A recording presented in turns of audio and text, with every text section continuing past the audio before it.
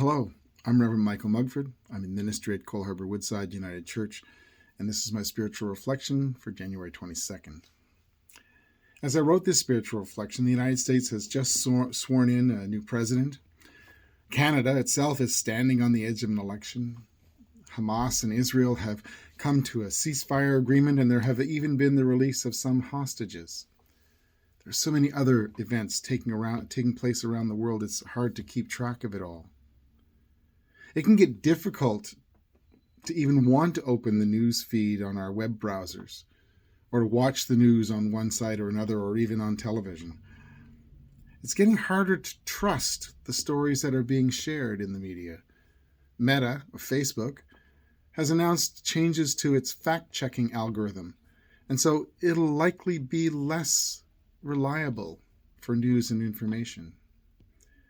X, formerly Twitter, has dropped that portion of their platform completely. And if you follow or use X, then you know what I mean. Sometimes it feels as though the ground under our feet isn't really ground at all, but rather shifting sand. It's very disconcerting.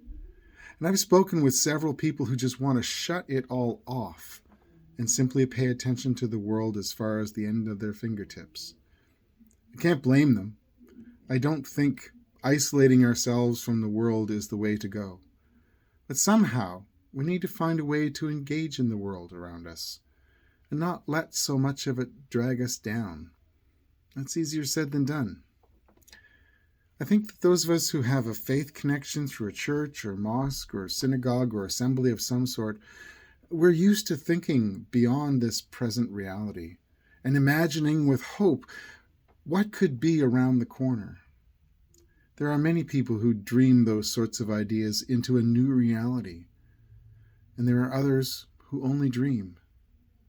And I think that for me, having something other than this corporeal reality, this physicalness, it helps me to deal with the stuff that is unhealthy or fear-inducing or downright awful. I don't mean to deal with it in a way that is dismissive, but rather in a way that calls me to engage in the world and not ignore it.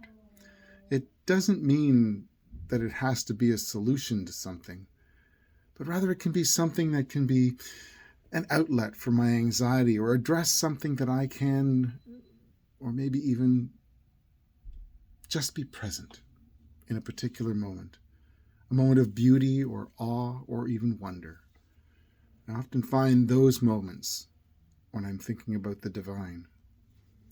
By now you've heard my spiritual reflections before, and you've realized that my understanding of the divine or my engagement isn't always orthodox. It isn't for everyone, but it works for me. So I might not pray to a God who is some sort of anthropomorphic representation of humanity in the divine, but rather I pray that our collective goodness and love can be used to make the world a kinder, more peaceful, and greater loving place. I don't believe that we can sit back and wait for God to do it, but rather that we are called to be partners with God and with one another, to bring life and hope to one another, and to share with one another. I can remember a song singing way back in church many, many years ago when I was younger. It was written by Cy Miller and Jill Jackson, and the words are, "Let there be peace on earth, and let it begin with me. Let there be peace on earth, the peace that was meant to be. Let there be peace on earth, and let it begin with me." Blessings.